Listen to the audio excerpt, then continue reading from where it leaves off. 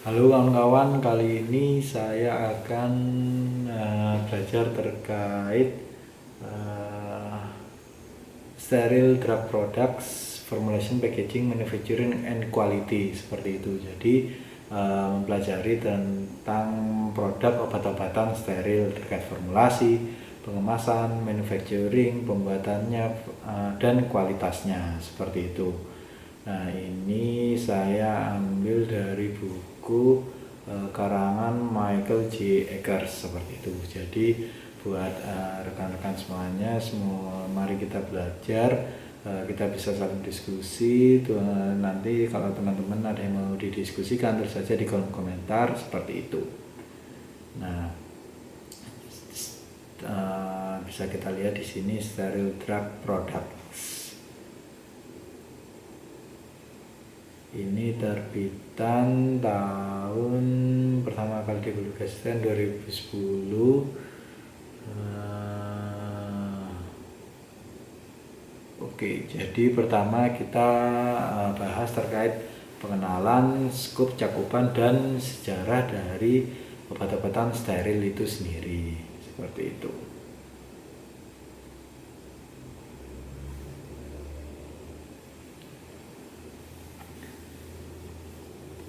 Jadi sterile dosage form have always been an important class of pharmaceutical products in disease diagnosis, therapy, and nutrition. Jadi bentuk sediaan steril selalu menjadi kelas penting dalam obat-obatan farmasi, dalam mendiagnosa penyakit, terapi maupun nutrisinya seperti itu. Jadi saya akan bahas secara singkat di sini. There are ada tiga macam, ada biasanya itu tiga suku kata yang biasanya digunakan untuk menggantikan atau mendeskripsikan produk-produk steril, yaitu ada produk parenteral, steril, dan injectable. Parenteral dan injectable dasarnya itu mempunyai arti yang sama seperti itu. Jadi di sini disebutkan kalau produk-produk steril yaitu sebuah produk yang dikenalkan dalam circumference body most protective barriers, the skin and mucous membrane, and therefore must be essentially free of biological contamination. Jadi sederhananya sediaan steril atau parenteral atau injectable, jadi sediaan yang langsung langsung masuk ke pembuluh darah, kemudian dan juga bebas dari kontaminasi biologi atau kontaminasi mikroba seperti itu. Idealnya sediaan steril tentunya harus bebas dari segala macam kontaminasi mikroba.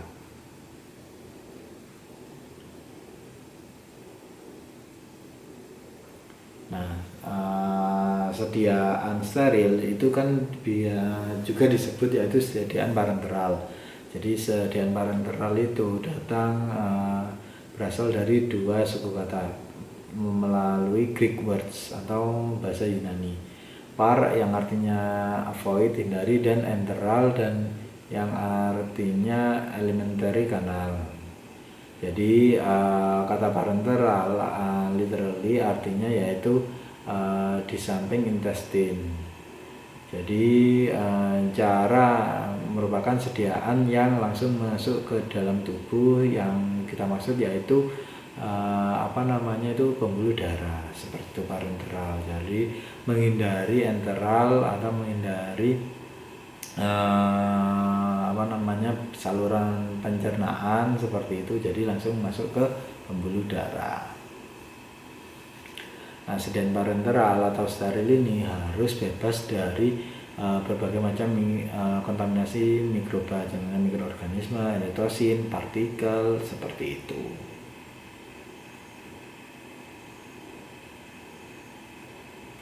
This requirement places a heavy responsibility on the pharmaceutical industry to practice current good manufacturing practice.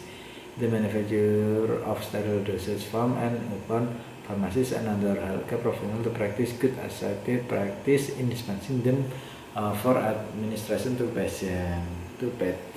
patients. Nah, sediaan parenteral atau sediaan steril ini tentunya harus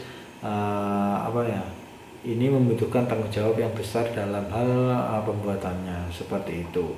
Harus mengikuti GMP atau GPOB atau GMP yang terkini, yang terupdate seperti itu, dan tenaga profesional yang lain, sehingga dapat disalurkan atau diadministrasikan ke pasien, seperti itu.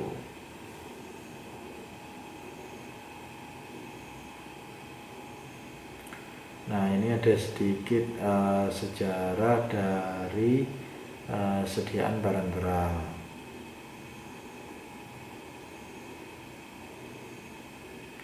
Oke, kita lewati saja. Terus ini ada beberapa kosakata yang umumnya, kosakata atau glosarium yang umumnya itu berkaitan dengan teknologi sediaan steril, seperti itu.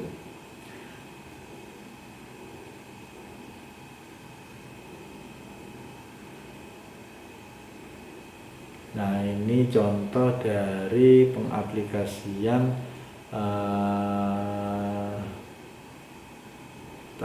ini merupakan mana tadi?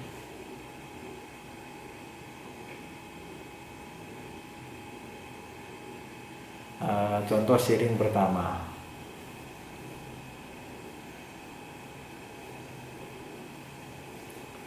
Oke, jadi pembahasan kita mungkin untuk sampai saat ini. Jadi di pembahasan kita yang terakhir ini yaitu karakteristik bentuk atau sediaan steril, seperti itu.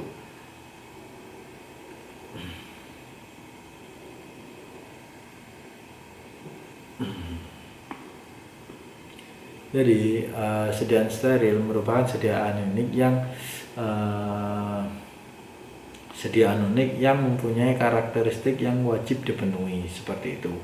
Nah, di buku ini dijelaskan kalau ada 7 primary characteristic of sterile dosage form. Jadi ada 7 ciri utama atau karakter utama yang harus dimiliki dari sediaan steril. Yang pertama yaitu faktor safety. Safety di sini yaitu terkait keamanan.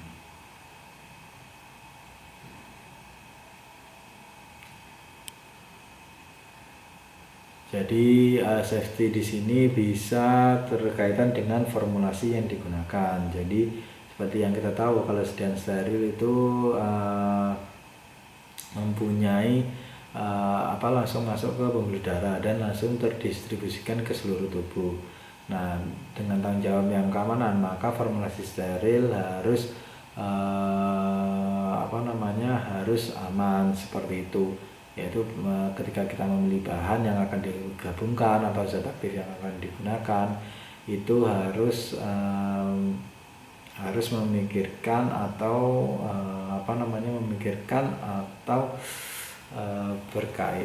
kita harus mempertimbangkan terkait kelaratan obat, stabilitas obat, tonisitas, dan bagaimana obat itu terkontrol atau terdelivery ke dalam tubuh itu sesuai dengan yang diinginkan, seperti itu. Jadi kita tidak boleh asal bikin, ada aspek-aspek safety yang perlu kita jaga, seperti itu. Nah, karena safety ini salah satu karakteristik utama, maka yang perlu dicek selain formulasi yaitu bagaimana cara pembuatannya, bagaimana sebelum dipasarkan itu sediaan ini diujikan, ada uji sterilitas, ada uji pirogen atau endotoksin, bagaimana kandungan kimianya, bagaimana organoleptis dari sediaan, bagaimana warnanya sudah sesuai standar atau belum, bebas dari partikel, dan bebas dari toksisitas, seperti itu.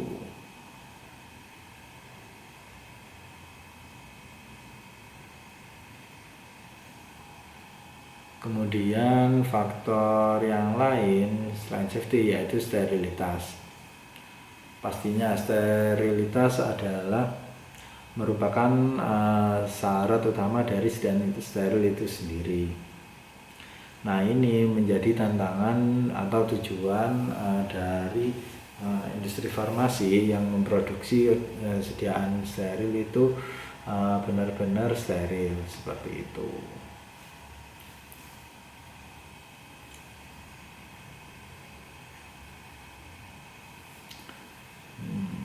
Nah, tentunya industri farmasi ketika ingin mencapai sediaan steril pasti melakukan beberapa prosedur yang wajib dipenuhi, semisal validasi sterilisasi, kemudian bagaimana memvalidasi proses pembuatan produk itu sendiri, terus kemudian bagaimana desain atau ruangan atau clean room atau personil yang bertugas di sana itu sudah mematuhi GMP atau JPOB seperti itu.